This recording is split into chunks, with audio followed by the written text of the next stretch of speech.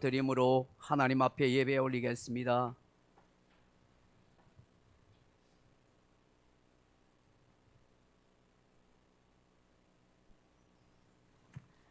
하늘에 계시는 주여, 내가 눈을 들어 주께 향하나이다. 상전의 손을 바라보는 종들의 눈같이, 여주인의 손을 바라보는 여종의 눈같이 우리의 눈이 여호와 우리 하나님을 바라보며 우리에게 은혜 베풀어 주시기를 기다리나이다. 여호와여, 우리에게 은혜를 베푸시고 또 은혜를 베풀어 주옵소서. 아멘. 천지를 지으신 전능하신 하나님 아버지, 찬양과 영광을 하나님 앞에 올려드립니다. 온 땅끝이 만민이 주를 경배하며 찬송하기를 원하나이다. 이곳에 오소서 임재하소서. 우리가 주를 경배하고 우르러 보나이다. 삼위 하나님 영광을 받아 주옵소서. 주 예수 그리스도 이름으로 간절히 기원드리옵나이다. 아멘.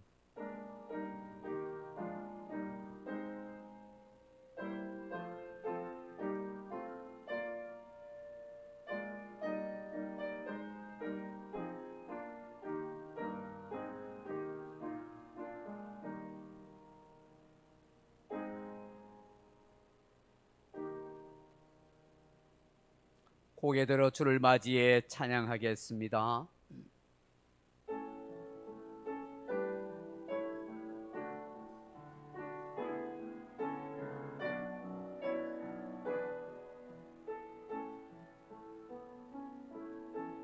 고개 들어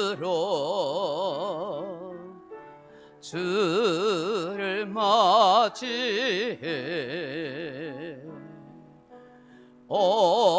엎드려 경배하며 찬양.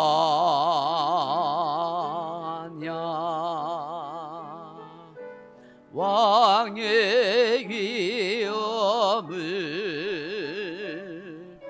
신령과 진정한 찬양으로 영광 돌려 만왕의 왕께 입을 모아 주를 찬미해 새 노래로 감사하며 찬양.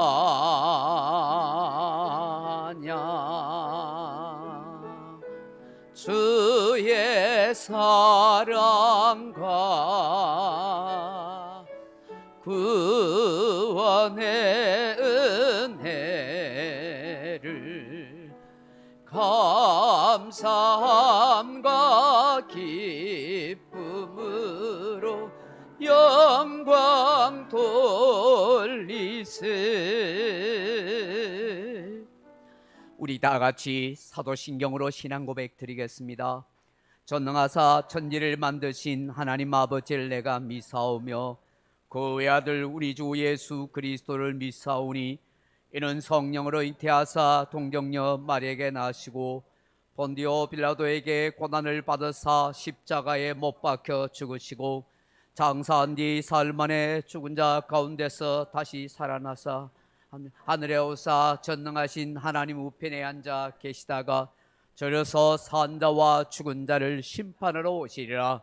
성령을 믿사오고 거룩한 공회와 성도가 서로 교통하는 것과 죄를 사하여 주시는 것과 몸이 다시 사는 것과 영원히 사는 것을 믿사옵나이다.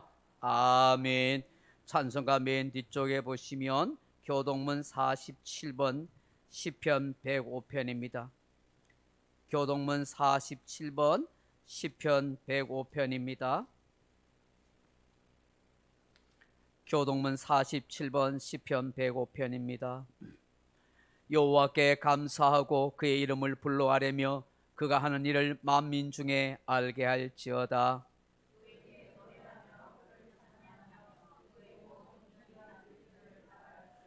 그의 거룩한 이름을 자랑하라. 여호와를 구하는 자들은 마음이 즐거울지로다.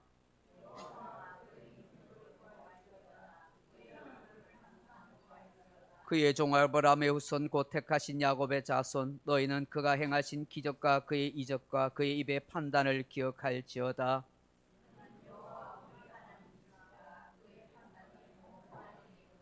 그는 그의 언약 곧 천대에 걸쳐 명령하신 말씀을 영원히 기억하셨으니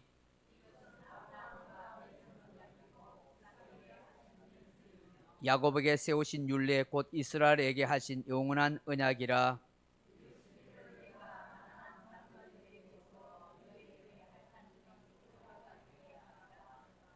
아멘. 우리 518장 찬송 한 장 드리십시다. 518장입니다.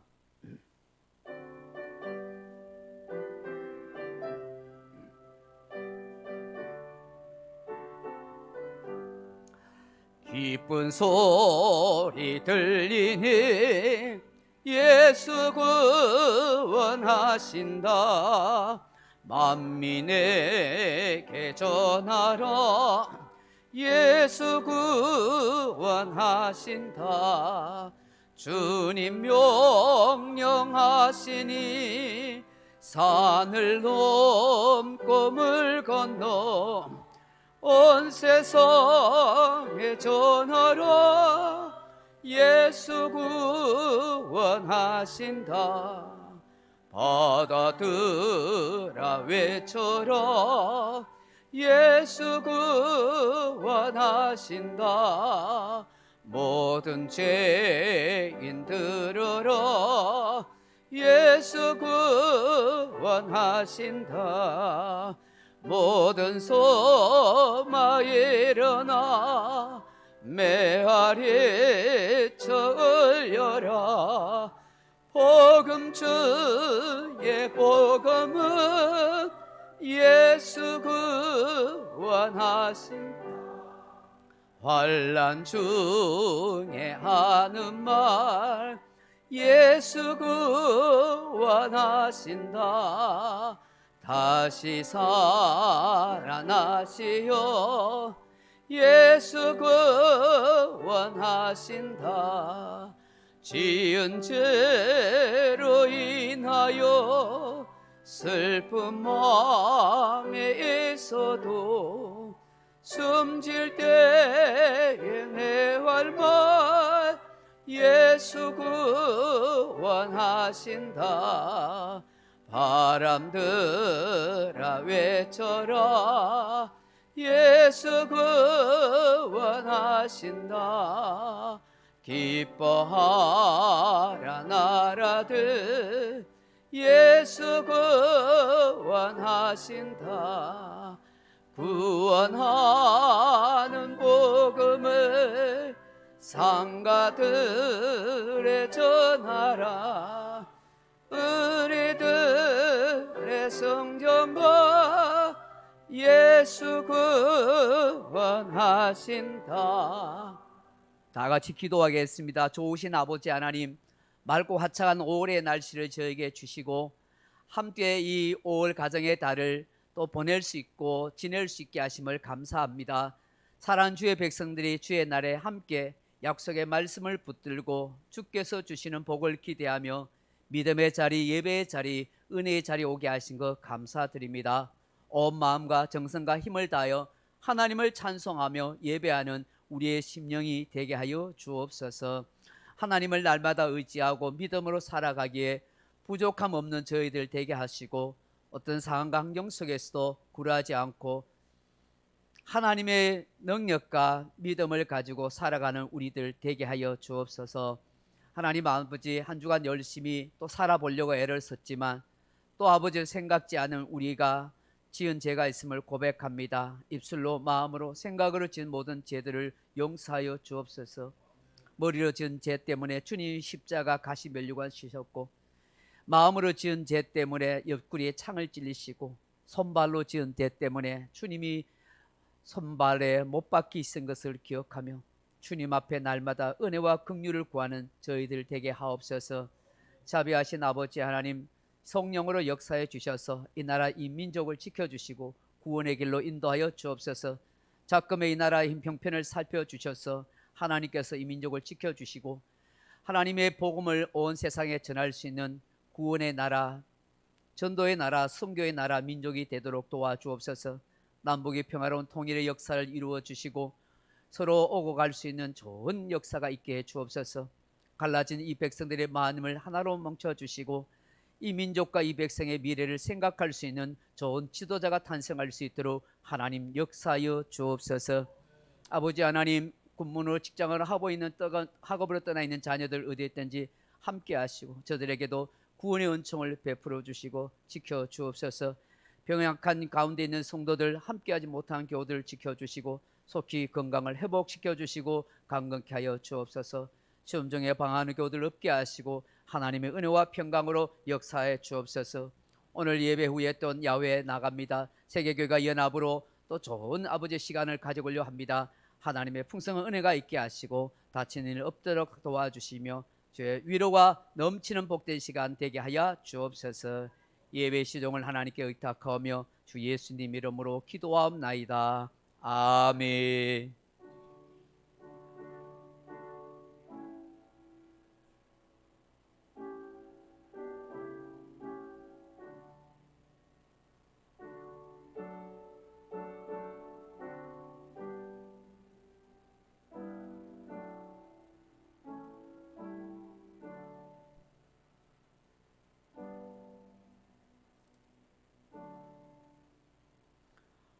오늘 우리에게 주실 하나님의 말씀은 마태복음 19장 13절로 15절 말씀입니다. 신약성경 마태복음 19장 13절로 15절 말씀입니다. 마태복음 19장 13절에서 15절 말씀 32페이지입니다. 찾으셨으면 함께 말씀을 읽겠습니다. 그때 사람들이 예수께서 안수하고 기도해 주심을 바라고 어린아이들을 데리고 오매 제자들이 꾸짖거늘 예수께서 이르시되 어린아이들을 용납하고 내게 오는 것을 금하지 말라. 천국이 이런 사람의 것이니라 하시고 그들에게 안수하고 하시고 거기를 떠나시니라. 아멘. 헵시바 찬양팀에 함께 찬양으로 영광 돌리겠습니다.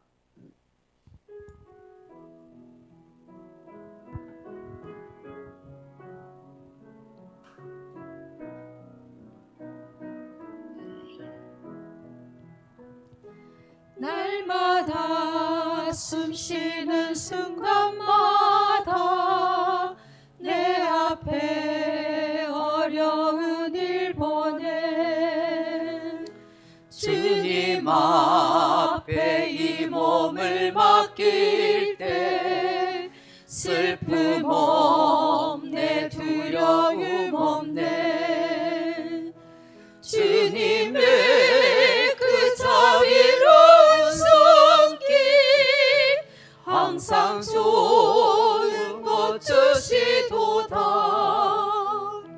사랑스레 아픔과 기쁨을 수고와 평화와 안식을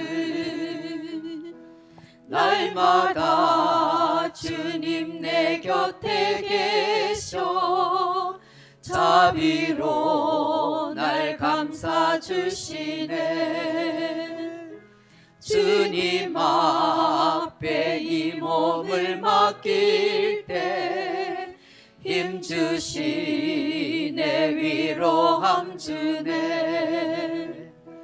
어린 나를 품에 안으시소 항상 평안함 주시도다. 내가 살아 숨을 쉬는 동안 살피신다 약속하셨네. 인생의 어려운 순간마다 주의 약속 생각해보네. 내 맘속에 믿음 잃지 않고 말씀 속에 위로를 얻네.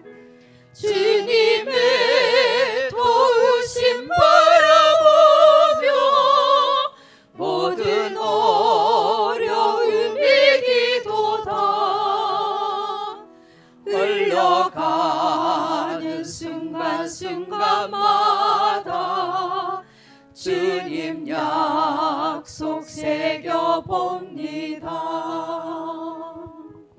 할렐루야. 오래 화창한 날씨에 주의 예배에 오신 여러분들에게 하나님의 위로와 평강과 은혜가 함께하기를 주님의 이름으로 축복합니다. 오늘 마태복음 19장 13절로 15절 말씀 가지고 동심을 회복하라 하는 제목으로 말씀의 은혜를 나누고자 합니다. 코로나를 지나면서 많이 힘들어할 때 이 나라 백성들의 마음을 많이 위로하고 신금을 울려주었던 것이 있습니다. 바로 트로트입니다. 트롯이 온 백성들 온 나라에 광풍이라 할 정도로 그렇게 열풍 바람이 불었습니다. 사람들이 트롯의 노래를 듣고 부르면서 마음의 나름대로 위로를 받고 힘을 얻기도 했었습니다. 그 트롯 열풍을 따라서 어른들뿐만 아니라 아이들조차도 얼마나 많은 아이들이 그렇게 트롯에 그렇게 호응을 하고 또 트롯 노래 자랑에 그렇게 나오는지 모릅니다. 아이들도 그 트롯을 부르는데 보니까 너무 간드러지게 감미롭게 감동을 줄 정도로 어른들의 마음에 눈물을 흘리게 할 정도로 그렇게 이 트롯을 잘 부릅니다. 사회자가 물어봅니다. 너무 잘 부르는 그 아이에게 네가 부르는 이 가사말을 아느냐? 잘 모른대요. 모르면서 아주 감동적으로 기교적으로 그렇게 노래를 부릅니다. 저도 들어봐도 아이들이 너무 트롯 노래를 잘 불러요. 감동을 받을 정도로 그렇게 불러요. 문제는 그가 부르는 그 가사의 내용을 잘 모른다는 사실이죠. 삶을 경험해 보지 않은 상태에서 그 노래를 기교적으로 감동적으로 감성적으로 그렇게 부르는 겁니다. 아이들이 그런 트롯 열풍에 따라서 TV의 방송에 출연하는 것을 보면서 저 아이들이 정말 순수하고 순전한 동심을 잃어버리면 어떨까, 어떻게 될까 하는 걱정이 앞서기도 합니다. 방송국에 출연하면서 많은 돈을 벌면서 사람들에게 스타로서 인정받으면서 그 순수한 동심을 잃어버리는 그런 아이들이 될까 하는 마음의 안타까움과 염려를 가지게 됩니다. 어느 날 많은 사람들이 아이들을 데리고 예수님을 찾아왔습니다. 예수님께서 좀 안수해 주시고 이 아이들을 위해서 좀 기도해 줬으면 좋겠다 하는 바람으로 그렇게 예수님을 찾아왔습니다. 예나 지금이나 아이들을 향한 부모의 마음은 다 한결같습니다. 내 아이가 잘 됐으면 좋겠다, 하나님의 축복을 받았으면 좋겠다 하는 그런 바람이 있을 것입니다. 고대 유대인들에게도 마찬가지입니다. 랍비나 훌륭한 사람들에게 가서 기도를 받아주고 축복을 받아주면 하나님이 그렇게 해줄 거라고 그렇게 믿는 문화가 있었습니다. 그래서 예수님을 찾아서 많은 부모네들이 자기 아이들을 데리고 그렇게 왔습니다. 아주 바쁜 시간에 예수님께서 한참 말씀을 선포하고 있는데 아이들을 약속 없이 무작정 데리고 온 것입니다. 아마 많이 아이들을 데리고 온 것 같습니다. 그런데 여러분 생각해 보시면 이런 어린 아이들이 얌전하게 가만히 있겠습니까? 막 떠들고 왔다 갔다 정신없이 그렇게 행동할 것입니다. 그런 상황을 지켜본 제자들이 그 부모들에게 꾸짖습니다. 왜 귀찮게 아이들을 데리고 오느냐고, 정신없다고, 시끄럽다고, 좀 조용히 시키라고, 왜 우리 예수님을 힘들게 하느냐고, 지금 예수님께서 하나님 말씀 전하고 있는 거 보지 않느냐고, 예수님도 좀 쉬어야 되지 않느냐고, 그런데 데리고 와서 안수해달라, 기도해달라, 그게 말이 되냐고 그렇게 야단치는 거예요. 그때 예수님께서 이런 모습을 보시고 제자들을 오히려 나무라십니다. 왜 그 부모들에게 야단치느냐? 그러면서 하시는 말씀이 어린아이들을 용납하고 내게로 오는 것을 금하지 말라. 천국이 이런 자의 것이니라. 그렇게 말씀하십니다. 그리고 그 아이들에게 안수하고 기도해 주시고 그것을 떠나시죠. 여기에서 잠깐 사랑하는 성도 여러분, 왜 예수님께서 천국이 이런 사람의 것이니라 그렇게 말씀하셨을까요? 아마 어린아이들의 특징을 생각해서 하신 말씀일 수 있을 것입니다. 천국을 소유할 수 있는 사람, 천국에 들어갈 수 있는 사람이 바로 어린아이와 같은 마음을 가진 사람이라 하는 뜻이 아니겠습니까? 그렇다면 어린아이와 같은 마음은 어떤 마음일까요? 첫째로 순수하고 순전한 마음입니다. 저는 다른 말로 부드러운 마음이라고 믿습니다. 외교관이라는 직업을 가진 아버지가 있었습니다. 그는 늘 일에 쫓겨 다녔습니다. 외국에 해외에 출장하는 일도 잦았고 늘 늦게 퇴근하는 일이 다반사였습니다. 그래서 가정과 아이들을 별로 신경 쓰지 못했습니다. 그러다가 어느 날 모처럼 휴일이 되어서 생각하기를, 야, 오늘은 좀 낮잠을 좀 늦게까지 잠을 잘 수 있고 또 못 보던 책도 읽을 수 있고 푹 쉴 수 있겠구나라고 생각한 것입니다. 그런데 그의 아내는 그렇지가 않았습니다. 그렇지 말고 아이들하고 좀 바람이나 쐬러 갔다 오세요 하고 닥달을 지긴 것입니다. 닥달을 했습니다. 가만히 생각하니 집에 있었다가는 아내 등살에 도저히 쉬기는커녕 견딜 수 없을 것 같아서 부득이 아이들을 데리고 낚시를 하러 갔습니다.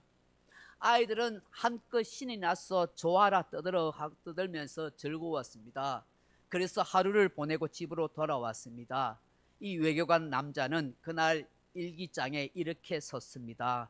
오늘은 아이들과 함께 낚시를 다녀왔다. 그런데 소중한 하루를 소비해 버렸다. 낭비해 버렸다. 그렇게 기록한 것입니다. 그러나 그 아들 중에, 이 외교관 이 아들 중에 하나가 나중에 커서 역사가가 되었습니다. 그의 어린 시절을 회고하면서 옛날 일기장을 보았습니다. 그 옛날 일기장에는 이렇게 기록되어 있습니다. 나의 일생에 가장 기쁘고 행복한 날이었다. 어떻습니까? 여러분은 아버지의 마음입니까? 이 아이의 마음입니까? 행복이란 무엇입니까? 우리는 행복을 때때로는 물질적인 여건에 두고자 생각합니다. 좋은 집, 좋은 차, 좋은 음식, 좋은 의복, 돈이 많으면 행복할 거라고 생각합니다. 그러나 사실은 그렇지 않습니다. 행복은 마음에 있습니다. 그가 어떤 생각, 어떤 마음을 품고 있느냐, 그것이 그의 삶과 인생과 행복을 결정짓는 중요한 요인인 것입니다. 어리다는 말은 부드럽다는 말이라고 합니다. 동심을 가진 것을 말합니다. 사람이 부드러울 때, 마음이 부드러울 때 무엇이든지 잘 흡수합니다. 여러분 생각해 보세요. 속상하고 스트레스 받고 화가 나면 위가 딱딱해집니다. 위가 팽창해지는 걸 느끼게 됩니다. 그럴 때 음식을 먹게 되면 소화를 잘 못 시킵니다. 얹히거나 배탈이 납니다. 온몸에 피가 제대로 돌지 못합니다. 혈압이 오를 수도 있습니다. 결국 건강에 좋지 못하게 되는 것입니다. 그렇기 때문에 마음을 잘 지켜야 합니다. 마음을 잘 관리해야 합니다. 잠언서 4장 23절에 무릇 지킬 만한 것보다 마음을 지키라. 생명의 근원이 이에서 남이니라고 말씀하고 있기 때문입니다. 예수님이 어린아이를 두고 천국이 이런 자의 것이니라고 말씀하신 것은 바로 부드러운 마음, 순전한 마음, 순수한 마음이 있기 때문인 것입니다. 이 마음을 두고 동심이라고 말하는 것입니다. 우리가 진정 회복해야 할 마음인 것입니다. 에스겔서 11장 19절에 보시면 내가 그들에게 한 마음을 주고 그 속에 새 영을 주며 그 몸에서 돌 같은 마음을 제거하고 살처럼 부드러운 마음을 주어 라고 그렇게 말씀하고 있습니다. 하나님이 우리에게 새 영을 주실 뿐만 아니라 돌 같은 마음을 제하고 부드러운 마음을 주신다고 하십니다. 세월이 갈수록 신앙생활을 할수록 날카로운 마음이 아니라 부드러운 마음이 되기를 바랍니다. 돌같이 굳어지는 마음이 아니라 부드러운 마음이 되는 것, 그것은 곧 성숙하다는 증거요 아름다운 마음의 소유자라는 표시인 것입니다. 우리의 자녀들의 생각과 마음이 부드럽게 성장할 수 있도록 도와줘야 합니다. 때묻지 않고 순전하고 순수한 마음이 되도록 기도해 주어야 합니다. 중고등학생이라고 생각이 없지 않습니다. 단지 적절한 언어로 표현하지 못할 뿐이지 오히려 순수하게 다 듣고 다 보고 다 생각하고 있습니다. 어른들 우리는 저 아이들보다 순전하거나 순수하다고 말할 수 있겠습니까? 마음이 부드럽습니까? 돌처럼 굳어 있지는 않습니까? 아이들은 잘 듣는데 오히려 우리는 돌처럼 굳은 마음이 돼서 더 잘 듣지 않고 있지는 않습니까? 마음이 성장하면 칼슘을 섭취할 때처럼 타인에 대한 이야기에 대한 흡수율이 높아집니다. 마음이 딱딱하고 굳게 되면 남의 말 잘 안 들으려 합니다. 남의 말이 잘 들리지도 않습니다. 다른 사람의 말을 들으려는 흡수율이 떨어집니다. 오히려 자기 생각만, 자기 주장만 내세우는 고집스러운 사람이 되는 것입니다. 나이가 들수록 잘 들으려고 하십시오. 아이들에게 꼰대라는 소리 듣지 마십시오. 가끔씩 저도 참 부끄럽게도 우리 아이들에게 꼰대 아빠가 되어 가는 것 같아요 라고 들을 때가 있습니다. 반성해야 할 부분이 참 많습니다. 잘 들어주려 하는 걸 필요한 것입니다. 그러므로 나이가 들수록 지켜야 하는 것은 동안이 아니라 동심이어야 하는 것입니다. 얼굴을 더 지키려고 열심히 바르기보다는 마음을 잘 지키려고 애쓰는 저와 여러분 되기를 바랍니다. 나이가 들어 부드러운 마음을 유지하지 못하는 사람은 고개를 끄덕거리는 사람이 아니라 갸우뚱거리는 사람이 되는 거예요. 더 이상 감동도 깨달음도 동의도 하지 않고 오직 내 경험으로, 내 생각으로, 내 고집으로, 내 판단으로 살겠다, 이런 사람으로 바뀌는 거예요. 그게 뭐 좋겠어요. 하나님은 사랑하는 자기 백성, 자기 자녀들의 마음을 부드러운 마음으로 만들어 가십니다. 하나님이 어떻게 부드러운 마음으로 만들어 가시는 줄 아세요? 여러분들이 잘 먹는 삼겹살을 생각해 보세요. 삼겹살 자체가 부드럽지만 더 부드럽게 만들기 위해서 칼집 삼겹살, 벌집 삼겹살로 만듭니다. 칼로 벌집처럼 삼겹살을 갈라놓기 때문입니다. 왜 삼겹살을 숙성시키겠습니까? 숙성을 시키면 아주 많이 부드러워지기 때문입니다. 거기에 칼집을 넣고 양념에 담그면 양념이 잘 배어서 아주 맛있게 고기가 구워지는 것이죠. 사람의 마음도 칼집이 났을 때 부드러워집니다. 그 마음이 벌집이 되었을 때도 마찬가지입니다. 하나님은 고난이라는 양념에 오랫동안 숙성시킬 때가 있습니다. 하나님은 나를 상처라는 칼로 베어 놓을 때가 있습니다. 가난과 실패, 깨어짐, 질병이라는 것으로 내 마음을 벌집으로 만들어 놓을 때가 있습니다. 그렇게 해서라도 내 마음을 부드러운 마음으로 만들어 가십니다. 다시 순수하고 순전한 마음이 되게 하십니다. 어느 고깃집처럼 쇠망치에 맞는 것 같고 칼로 난도질 당하는 것처럼 보여도 결국 그것은 고기를 부드럽게 만드는 숙성의 과정인 것이죠. 하나님이 나를 그렇게 만들어 가시는 것입니다. 천국을 소유할 수 있는 마음, 천국에 들어갈 수 있는 사람으로 어린아이처럼 순수하고 순전하고 부드러운 마음으로 만들어 가시려고 그렇게 하시는 거예요. 그래서 때로는 내 마음이 상처로 인해서 칼집이 나고 여러 가지 깨어짐과 아픔을 통해서 내 마음이 벌집처럼 된다고 할지라도 하나님이 나를 좋은 믿음의 사람으로 숙성시켜가는 과정이라고 믿을 수 있기를 바랍니다. 나를 순수하고 순전하고 참 믿음의 사람으로 그렇게 회복시키는 과정이라고 믿어야 할 줄로 믿습니다. 저와 여러분은 바로 순수하고 순전한 이 동심의 마음을 그렇게 가져야 될 줄로 믿습니다. 둘째로 예수님이 천국은 왜 이런 자의 것이라고 말씀합니까?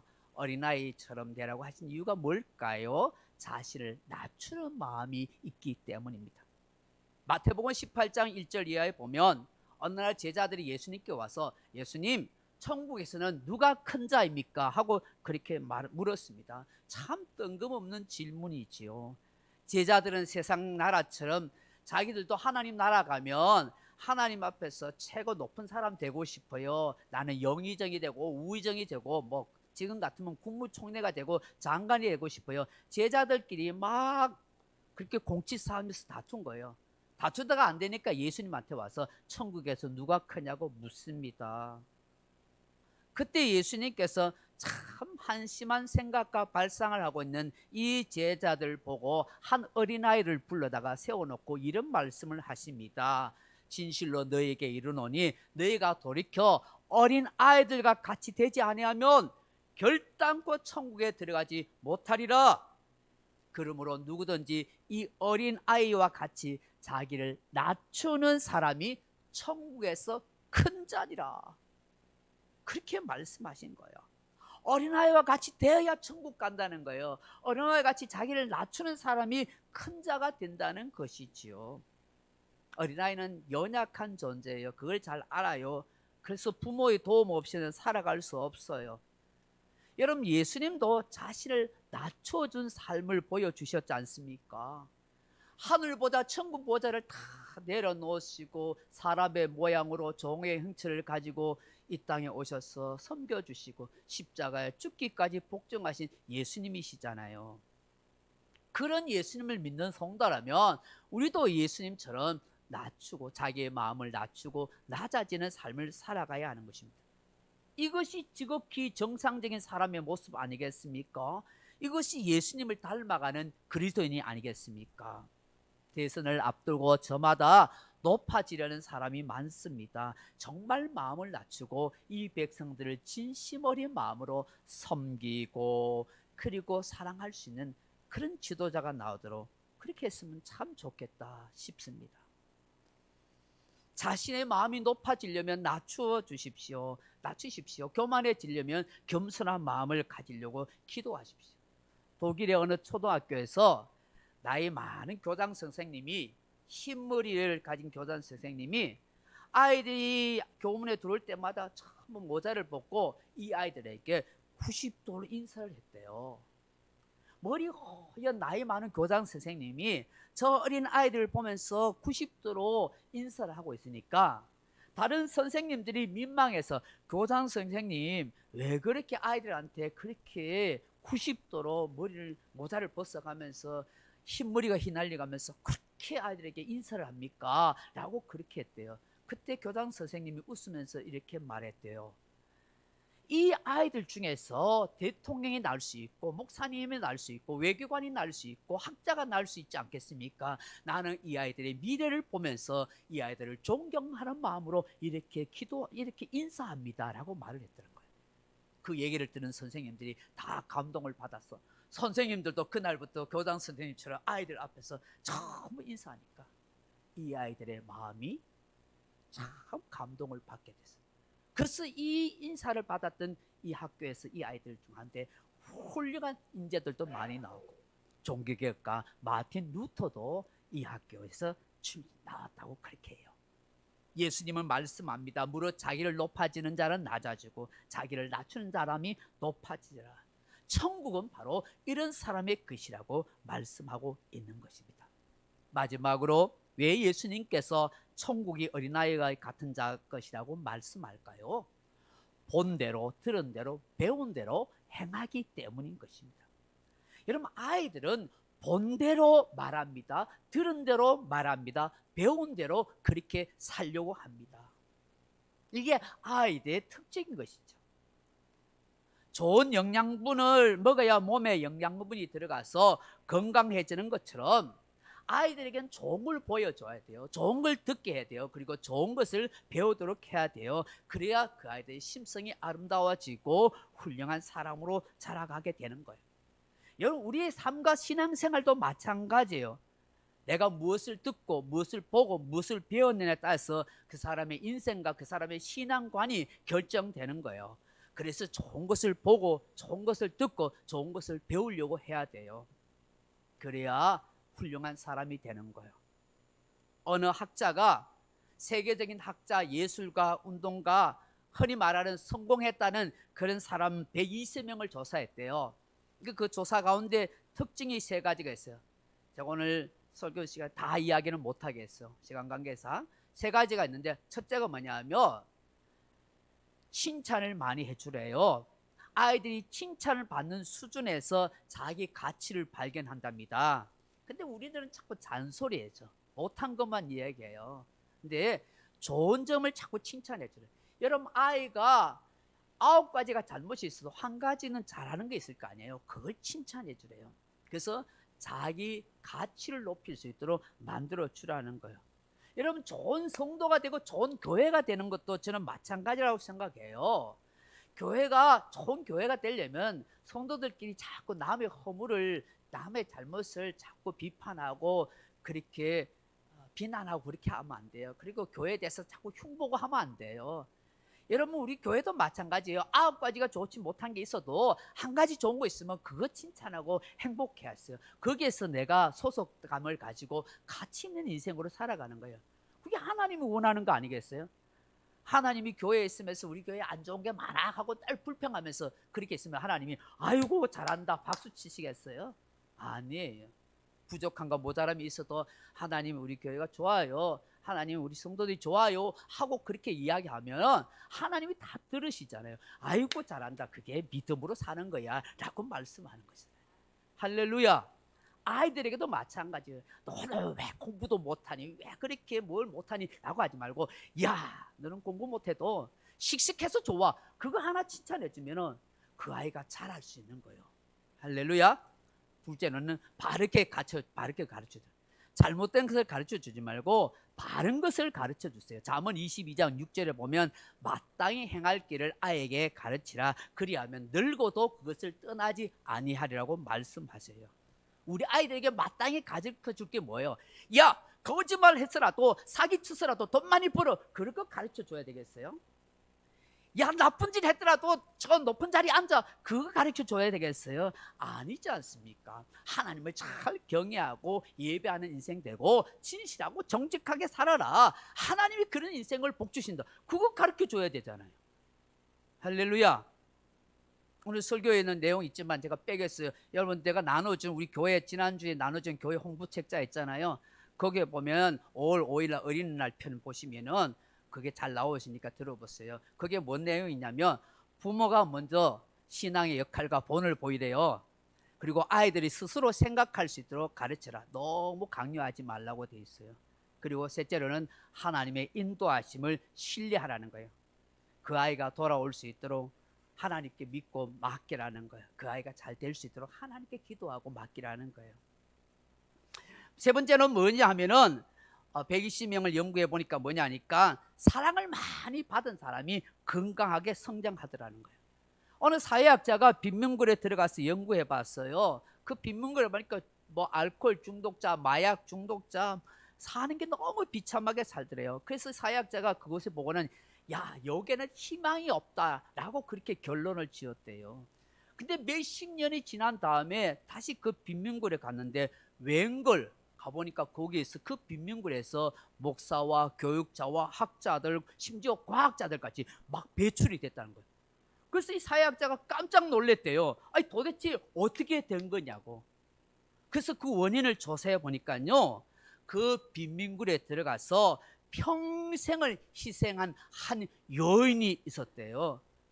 그 여인이 이 빈민굴에서 이 아이들을 모아놓고 성경을 가르치고 살아갈 삶의 이유와 목적을 가르치면서 그 아이를 섬겼다는 거예요. 그래서 그 여인을 찾아간 거예요. 몇십 년이 지나니까 이 여인이 할머니가 되어서, 늙은 할머니가 되었었어요. 그래서 이 학자가 이 늙은 할머니에게 물었어요. 도대체 그 비법이 뭐예요? 저 소망이 없고 희망이 있는 저 빈민굴에 살던 그 아이들 중에서 어떻게 학자가 나오고 과학자가 나오고 교육자가 나오냐고, 도대체 이유가 뭐냐고 그 할머니에게 물었대요. 그 할머니가 뭐라고 했는지 아세요? 단 한마디였어요.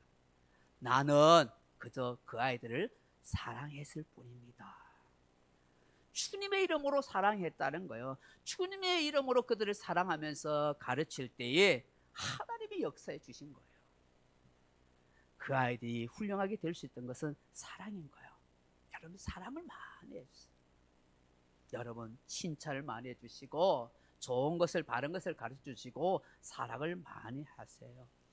그렇기 때문에 그런 걸 할 때에 결국 그 아이들이 보고 듣고 배운 대로 인생을 그렇게 만들어가고 살아가게 되는 거예요.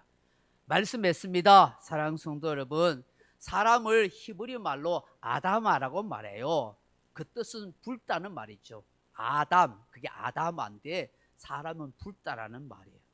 사람의 원재료가 흙이잖아요. 티끌 먼지로 만들었잖아요. 아마 하나님은 붉은 흙의 재료로 사람을 만드는지 모르겠어요.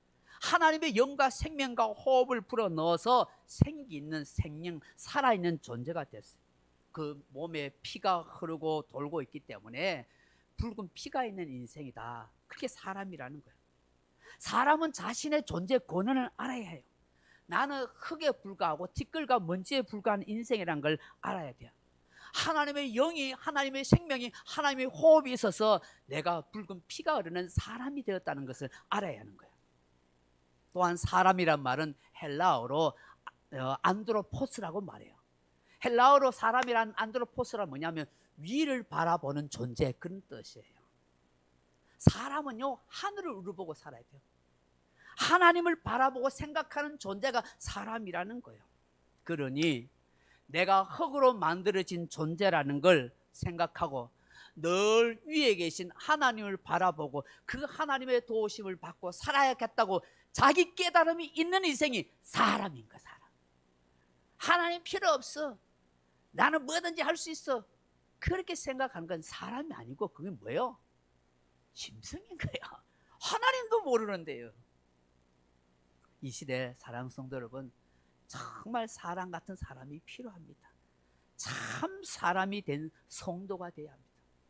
순수하고 순전하고 부드러운 마음을 가진 사람이 되라고 하십니다. 자신을 낮추는 마음을 가지라 하십니다. 본 대로 들은 대로 배운 대로 행하는 사람이 되라고 하십니다. 천국이 바로 이런 사람의 것이라고 하십니다. 어린아이의 마음으로 동심으로 다시 돌아가고 회복하는 그런 저와 여러분이 다 되었으면 좋겠습니다. 기도하겠습니다. 아버지 하나님, 오늘 이 어린이 주일을 보내면서